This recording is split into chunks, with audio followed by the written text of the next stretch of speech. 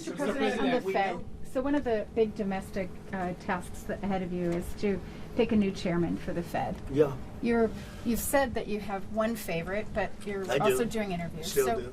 Hasn't changed. Yeah, I'll announce them at the right time. There's plenty of time. Are you? But in the meantime, we're doing numbers that nobody's ever seen. We have $18 trillion coming in. We had a 4.3% GDP. They thought it was going to be 2%. And that's despite the Democrat shutdown. Had the shutdown not occurred, we would have had an extra 1.25. Think of that. We are doing, and also despite the fact that we have a fool at the Federal Reserve. I mean, Biden reappointed him. It's too bad. You would have thought he wouldn't have done that.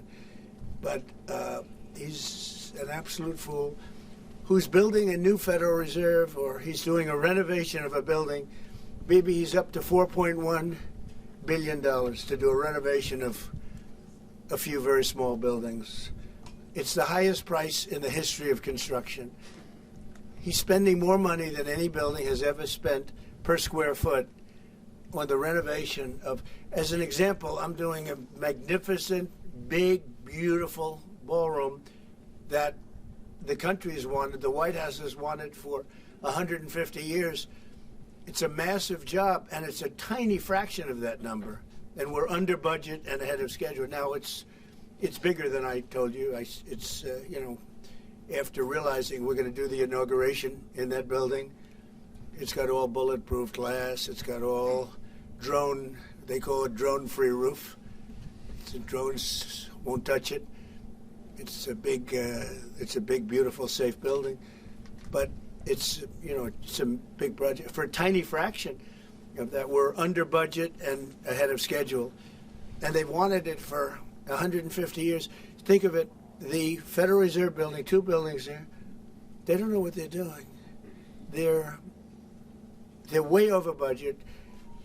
I mean, almost. This was built during the Biden administration, and I rode by it the other day, and it's headed by the head of the Federal Reserve. Too late, too late, Powell.